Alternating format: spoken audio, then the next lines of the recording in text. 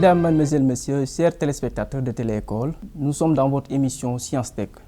Science Tech, c'est l'émission qui relate les faits des nouvelles technologies de l'information et de la communication. Aujourd'hui, dans votre premier numéro, nous avons l'honneur de recevoir M. Malik Faye, qui est un informaticien et chef de projet multimédia. Il est certifié aussi Google en marketing digital. Il est le manager aussi de M6 Informatique, jeune leader francophone, enseignant et formateur à l'université et ICEP de Thiès. Dans ce numéro, nous allons parler de l'éducation, du numérique et de la formation. Monsieur Faye, bonsoir et soyez les bienvenus dans Téléécole. Merci, bonsoir, M. Seck. Merci, M. Faye. Donc, pour entrer dans notre sujet, je crois que la première question qu'on doit se poser, c'est comment se porte l'économie numérique dans sa globalité? Merci, M. Seck, pour votre pertinente question. Mais permettez-moi d'abord de vous saluer et de saluer vos téléspectateurs, ainsi que l'ensemble des internautes qui vont suivre cette émission. Vous manifestez également combien je suis ravi d'être votre invité à ce premier numéro. Ce sera facile et à la fois un peu complexe de répondre à cette question sur l'économie numérique, parce étant donné que c'est un sujet très vaste, qui est transversal, qui touche plusieurs questions donc, de la vie humaine et toutes les activités connexes animent l'économie mondiale.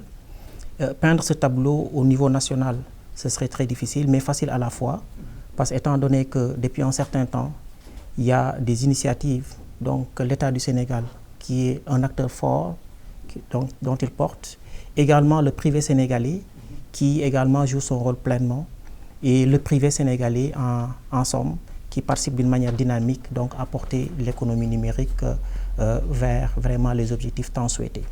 Donc bref, on peut dire que l'économie numérique se porte bien au Sénégal et les signaux sont au vert.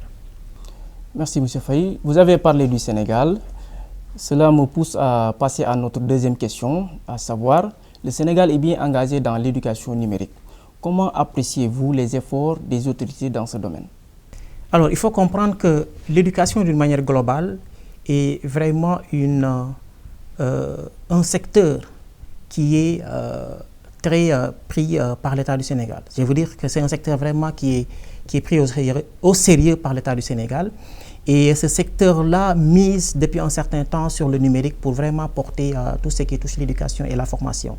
Et ce qui fait d'ailleurs que l'État du Sénégal a initié pas mal de projets allant dans ce sens, mais ça ne suffit pas. Il faut comprendre que donc, dans ce secteur-là, il y a vraiment un niveau de retard qui est notoire, si on se compare aux autres pays, par exemple du Canada ou bien de l'Europe.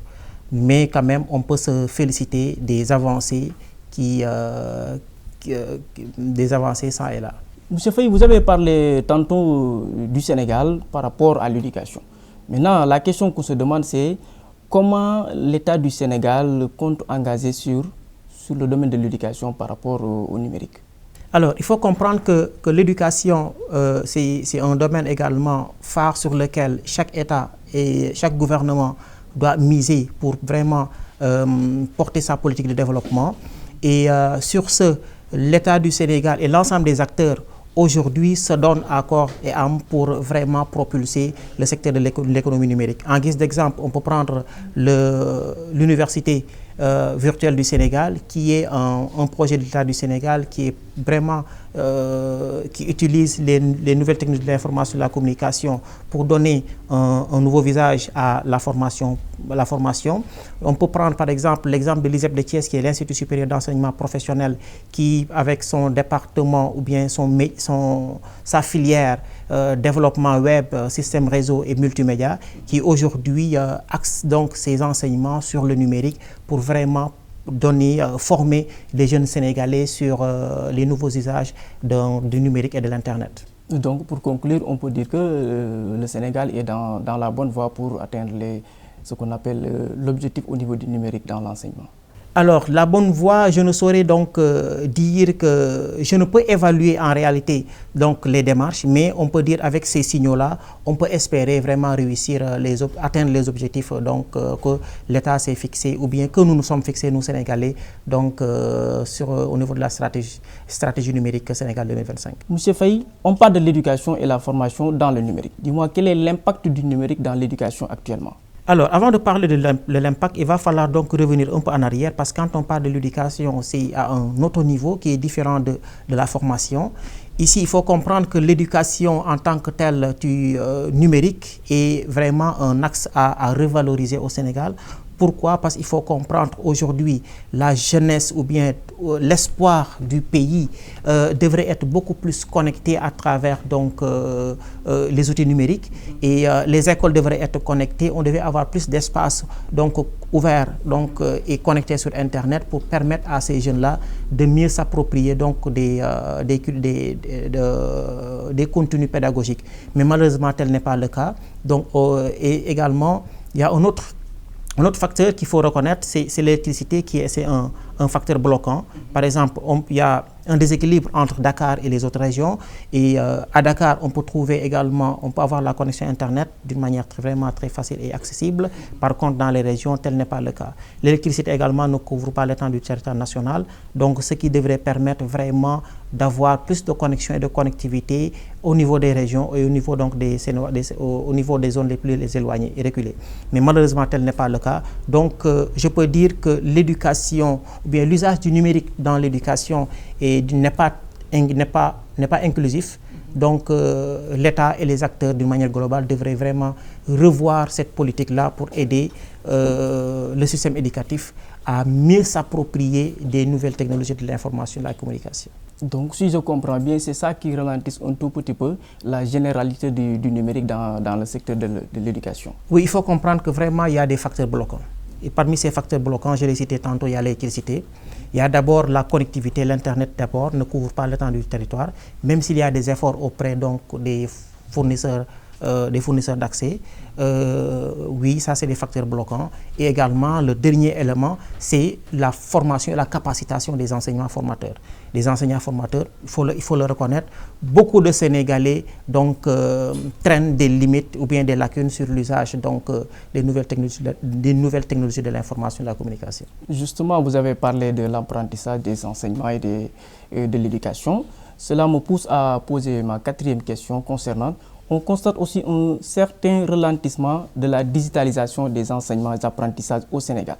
D'après vous, quelles sont les causes On peut lier les deux, la troisième et la quatrième question.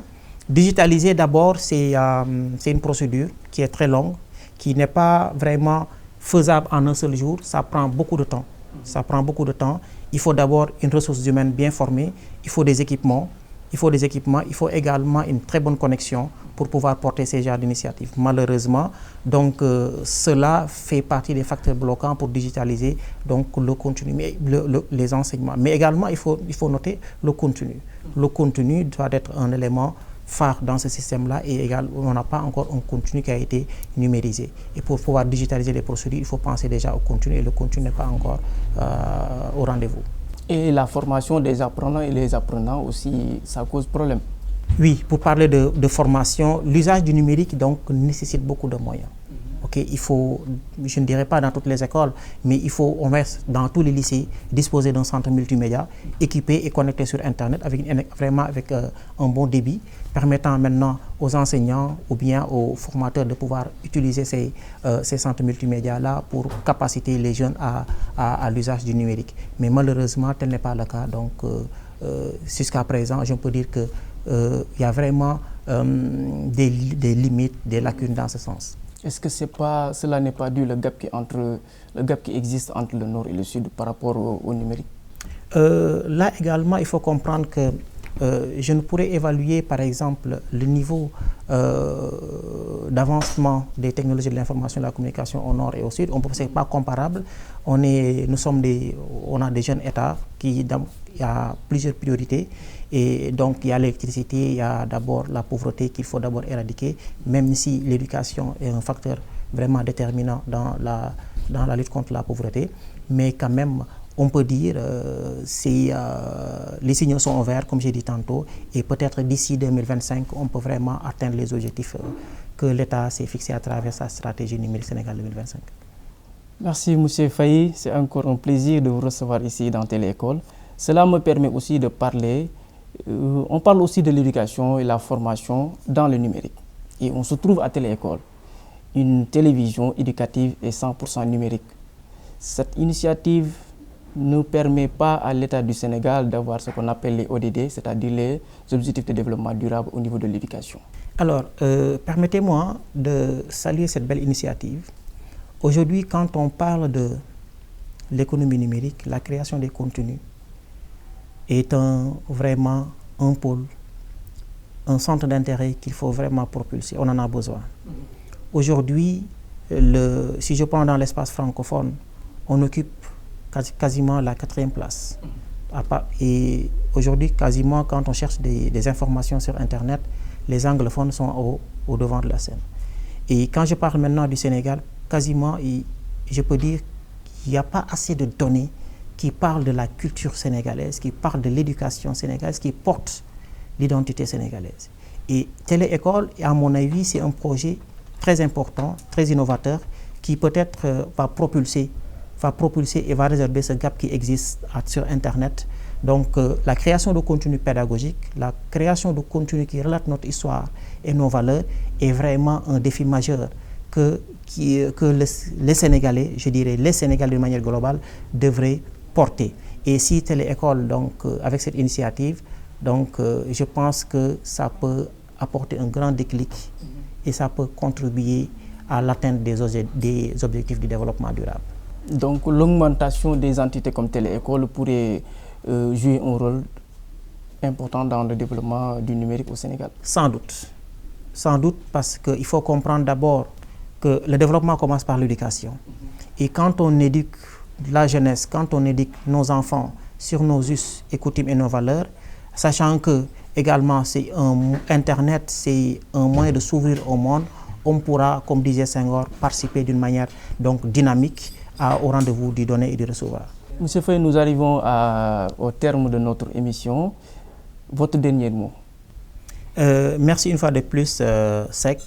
Permettez-moi d'abord de féliciter M. Mboup, qui a vraiment l'audace et le courage de mettre sur place un tel projet, qui est vraiment un projet très innovant, un projet qui est vraiment en phase avec les besoins et les aspirations aujourd'hui du Sénégal.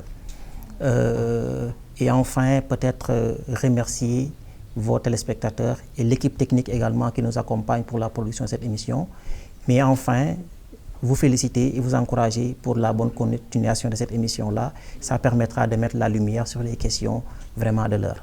Mesdames, Mademoiselles, Messieurs, chers téléspectateurs de Téléécole, la première télévision éducative de l'Afrique au Sénégal. Nous vous remercions d'avoir suspendu vos lèvres à notre émission Science Tech. Nous avions l'honneur de recevoir M. Malick Faye. On vous donne rendez-vous pour la prochaine fois dans un autre numéro de Science Tech.